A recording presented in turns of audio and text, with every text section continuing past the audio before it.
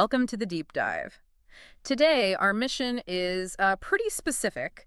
We've got this stack of sources here, all focused on defending and, well, reappraising the Star Wars prequel trilogy. Hmm.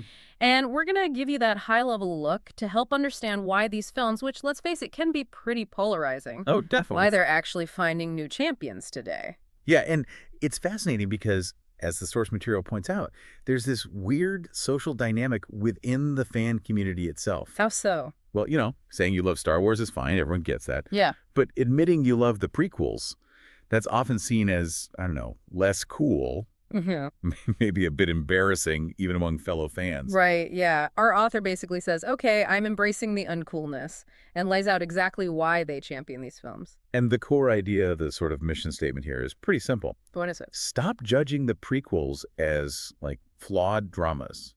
Instead, see them for what they were intended to be.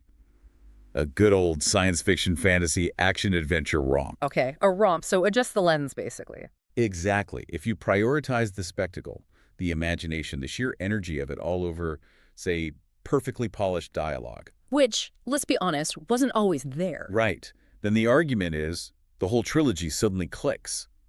It not only works, but it succeeds wildly on those terms. Okay, so let's unpack how they make that case. The starting point is probably the least controversial one. The visuals, the look of these films. Yeah, I mean, even the harshest critics usually concede this. The scale, the ambition of the visuals. The source says the special effects, the backdrops, the set designs are genuinely second to none. And they really were expanding the universe visually, weren't they? The original trilogy felt maybe more grounded, more lived in, deserts, metal corridor. Right, very tactile. But the prequels just exploded that. They showed you the opulence and the complexity of the Republic before the fall. You saw these vast political structures, these different societies, on full display. The source calls out specific locations that really drive this home. Absolutely. Yeah. You've got the sort of virtual paradise of Naboo, which looks almost too perfect, maybe hinting at the problems underneath. Mm-hmm. And then you contrast that with Coruscant, that sprawling, layered city planet. Yeah, the entire planet is just city. Exactly. That visual alone just establishes the scale of the Republic, the government, the forces at play in a way the originals could only hint at. Even Tatooine, which we'd seen before, feels more detailed, more expansive. So the visuals kind of anchor this grander political story that's unfolding. They set the stage, yeah.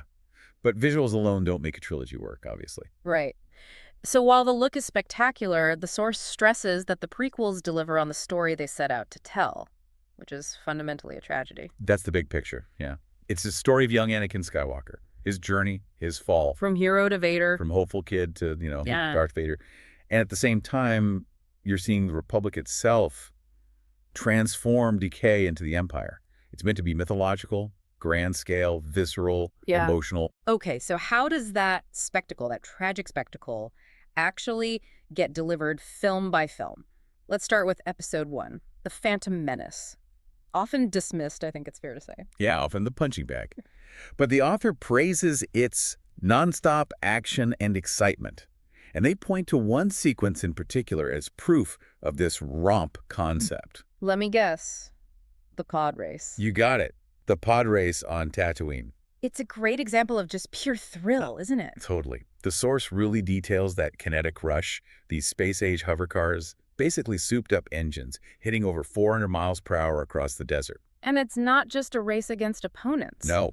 You're dodging obstacles, flying through these treacherous canyons. You've got sand people taking pot shots from the cliffs. Yeah. And the other drivers are just ruthless, sabotaging each other. It's pure high-octane spectacle. It's exactly what you want from that kind of sci-fi adventure, that immediate danger, that speed. But okay, the tone shifts pretty dramatically after that, moving into episode 2, Attack of the Clones. Yeah, this is where things really start heading toward the darkness, the tragedy. The film starts properly charting Anakin's emotional instability, his first real steps towards the dark side. And the key moment there is... It's powerfully shown after his mother dies. His rage just consumes him, and he decimates the entire tribe of sand people who held her. Men, women, children. The source calls it out specifically. Decimation. Women and kids included. It's a horrific moment, and narratively, it's crucial, right? It shows how fragile his sense of justice is, how easily that anger takes over. Precisely. It's not just random violence. It signals that turn.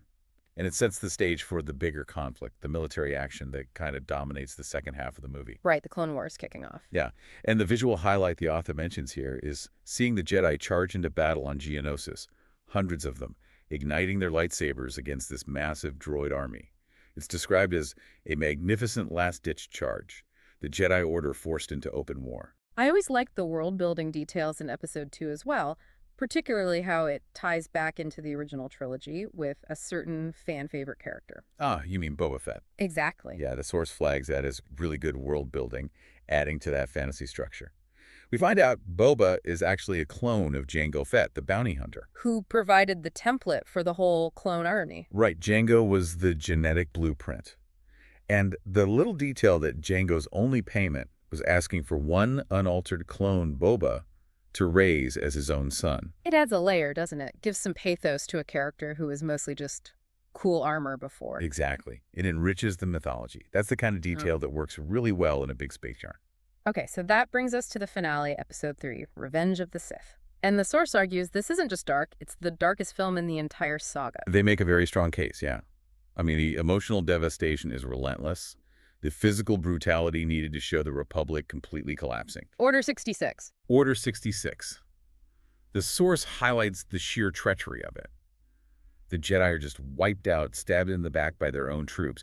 It's the complete destruction of everything the heroes stood for. And the violence gets pretty graphic, more so than the originals. It does. The final duels are much more visceral. The source mentions decapitations and amputations galore. It's showing the cost, the consequence. Anakin's final turn and his injuries. Right, the horrifying wounds he suffers that necessitate the Vader suit. It's all part of showing that final, violent death of the Republic and the birth of Vader. They even mention General Grievous being burned from the inside out, leaving just a smoking husk. It's brutal stuff. Okay, speaking of confrontations, let's shift to something the author calls the big winner for the prequels overall. Ah, yes.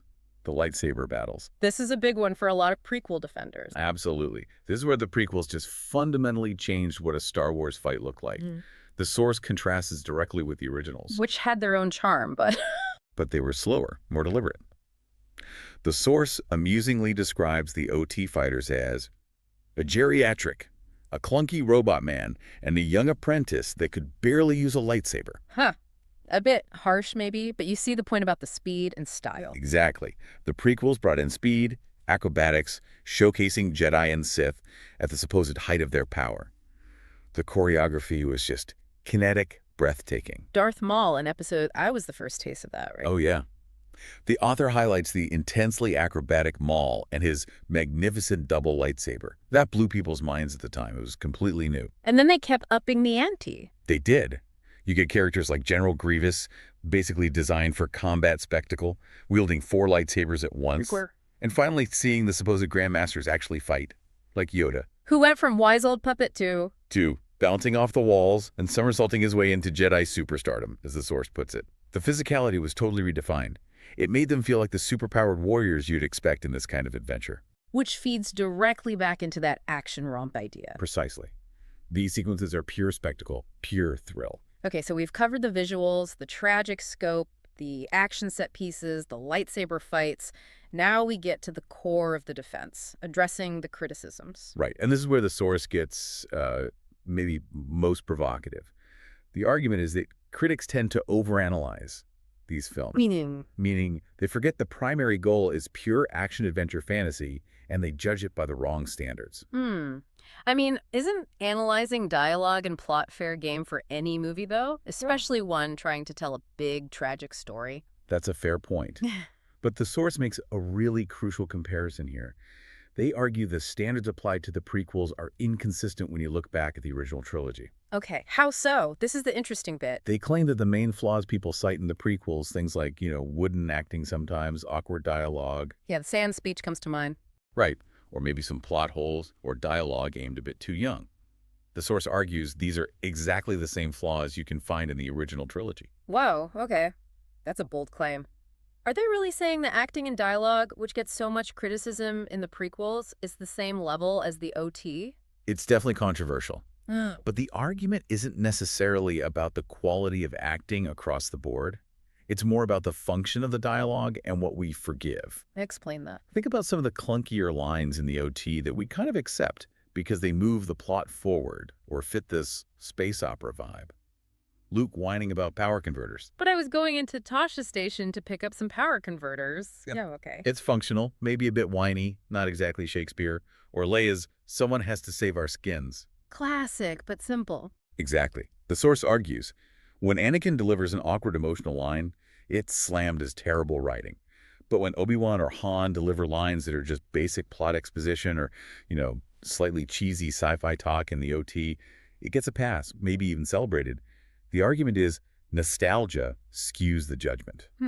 That's actually a pretty potent argument. If you accept the OT's flaws, and it definitely has simplistic dialogue, and let's not forget Ewoks. Yes. If you accept those in service of the bigger adventure and mythology, why not extend the same grace to the prequels, which are trying to do something similar, just maybe with a different focus? That's precisely the point. The source suggests the real measure for both trilogies should be, did it create a magnificent space yarn that stirs the emotions and imagination? And the author's answer for the prequels is clearly yes. Yes, they argue it delivers the thrills, the spectacle, the big emotional beats, and fulfills that primary mission of being a grand adventure. And by focusing on that mission, the author concludes that George Lucas, maybe not the world's best director in terms of, say, handling actors or dialogue nuances. As a source phrases it, not renowned as being the best director in the world. Right. But he is, without doubt, a masterful storyteller. He created this huge, captivating mythology. His genius, according to this view, is in the world building, the scope, the spectacle, creating this modern space mythology that prioritizes that imaginative grandeur over maybe perfect dramatic structure. Okay, so boiling this whole defense down, appreciate the prequel trilogy as this big, thrilling, imaginative adventure romp. A successful action fantasy, maybe not perfect cinema, but successful on its own terms. That's the takeaway. Which leads us to that final thought for you, the listener, to consider. Okay, let's hear it. If we accept, just for argument's sake, that the main goal was pure fantasy and adventure, focusing on that grandeur and the big tragic arc, does judging these films primarily on, say, specific lines of dialogue or minor plot inconsistencies fundamentally miss the point? No. If the goal was delivering those thrills and spills, the spectacle, the rise and fall, did the prequels actually achieve their primary mission, even if some parts, like the dialogue, didn't meet everyone's expectations for high drama? Something to think about.